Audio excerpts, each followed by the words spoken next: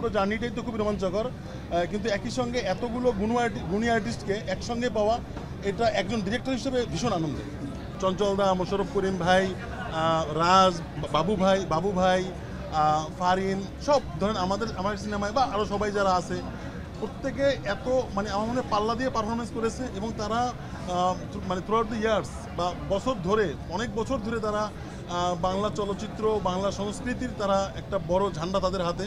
তো এই মানুষগুলো যখন একসঙ্গে আমার সিনেমা হয়েছে, মানে আই এম ভেরি প্রিভিলেজড। কারণ হচ্ছে এটা আসলে তারা যদি তারা নাই করতে পারতেন আমাকে, তারা যে আমাকে বিশ্বাস করেছেন এবং একজন নির্মাতা হিসেবে আমি সেই জায়গায় সৎ থাকার চেষ্টা করেছি, প্রত্যেকে যে যতটুকু থাকে সে আমার প্রমিজের জায়গাটা রাখতে, এবং তারা আমাকে বিশ্বাস করছেন, তাদের প্রতি কৃতজ্ঞতা। এবং এই ঋণ তো আসলে আমি আমার এই ছোট্ট জার্নিতে এটা বা অল্প কথায় বলাও যাবে না। ইনসাফি আসলে এই আমার এমনি তো ধরেন পুরো জার্নিটাই তো খুবই রোমাঞ্চকর, কিন্তু একই সঙ্গে এতগুলো গুণী আর্টিস্টকে একসঙ্গে পাওয়া এটা একজন ডিরেক্টর হিসেবে ভীষণ আনন্দের। সিনেমা ব্যাপারটাই আমাদের সঙ্গে যারা ইমোশনালি কানেক্ট হয়ে যায় আমরা খুব বেশি, তো এটা আসলে একজন ডিরেক্টরের কাছে সিনেমা সন্তানের মতো। তো সেই সিনেমা দেখে সবার রিয়াকশন, সবার যে ভালো লাগা, সবার উচ্ছ্বাস, এবং সেটা সত্যি, এটা আসলে আমি মানে বলে পারবো না বোঝাতে, কিন্তু শুধু একটা জিনিসই বলবো, আপনারা ইনসাফ দেখবেন, দেখে জানাবেন কেমন লেগেছে।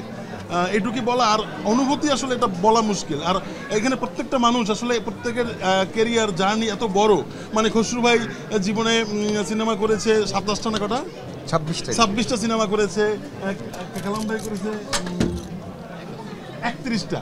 সো আমার দুই প্রডিউসার, একজন 31টা, একজন 27টা সিনেমা করেছে। সো এটা, এবং তারা এত গুণী মানুষ, তারা আমার উপর আস্থা রেখেছে, আপনাদের প্রতি কৃতজ্ঞতা। আমি তো আর্টিস্টদের কথা বললাম, আমার all the cast and crew, all technicians, প্রত্যেকে এখানে যারা আছে এবং যাদেরকে আমি আজকে পেয়েছি, ওরা নিজেদের প্রত্যেকে ব্যস্ত, সময় বের করে সিনেমা দেখতে এসেছে। অনেকে বসার জায়গা পায়নি, তো হেতরিনে বসার জায়গা পায়নি। আমার বিজিএম রারা নিধি ভাই, তো কত রাত জাগা গল্প আমাদের, তো এটা আসলে অনেক কালেকটিভ এফোর্ট।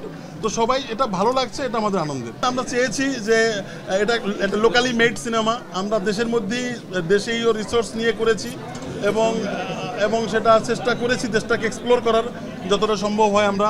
তো সেটা ভালো লেগেছে, এটা তো আসলে আমরা মনে করি যে আমাদের সেই এফোর্টটা সাকসেসফুল।